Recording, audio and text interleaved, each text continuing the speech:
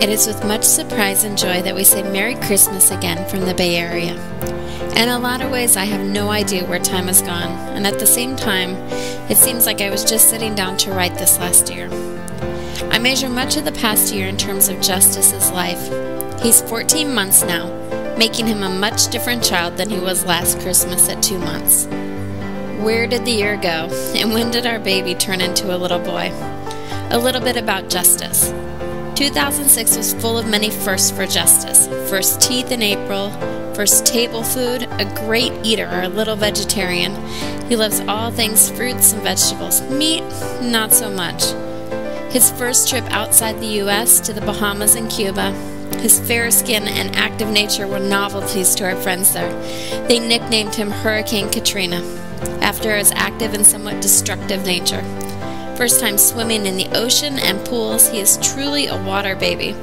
In Hawaii, we would put him down on the sand and he would crawl as fast as he could into the water, as deep as he could go without drowning himself. He would splash and play for as long as we would let him. He is fearless of the water. First time standing, which led to first steps and a newfound ability to climb up on everything. First time camping, we took a family trip, all 4 of us, in a friend's RV to camp with some other friends from our church over Labor Day. I think we could get used to traveling down the interstate in a lazy boy. First birthday, we celebrated in Santa Fe with a group of friends. First loss of a loved one.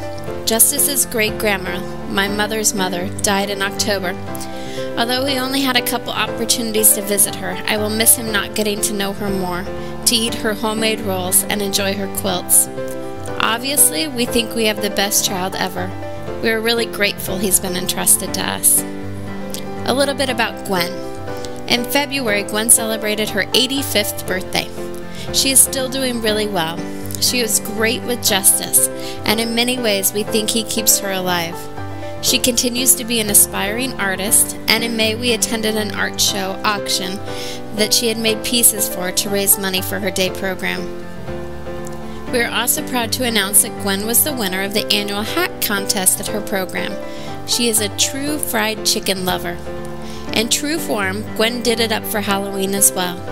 She attended her program as the Queen of England and won the Diva Award. We took a family trip to Hawaii just a couple weeks ago. Gwen loved it. She had a great time hanging out with all the locals. The beauty of Alzheimer's is that every time she looks at something new, it is very much a first. So when she would look at the ocean, she would gasp, and then do the same thing a couple seconds later when she looked at it again, as if it were the first time she had looked upon it. I think we could all learn a lot from her. About Darin. Darin continues to give much of his time to Relational Tithe, where we have the opportunity to redistribute our tithe with a great community of others. Darin is an amazing dad. It's so fun to watch him play with Justice and care for Gwen. Darin is really ready, though, for Justice to walk. Mostly, I think he's ready to throw a football and play chase. He's a great playmate. He loves to travel, and 2006 was no exception. In February, he went to Philly for the Simple Ways family reunion, and in June gathered with a lot of those same folks in the hot, hot South at Papa Fest. Darin, Justice, and I traveled to Cuba and the Bahamas this summer. In August, he was invited to be part of a wedding of one of the students we most enjoyed, Kara, while we were part of a community in the Chicago area many years ago.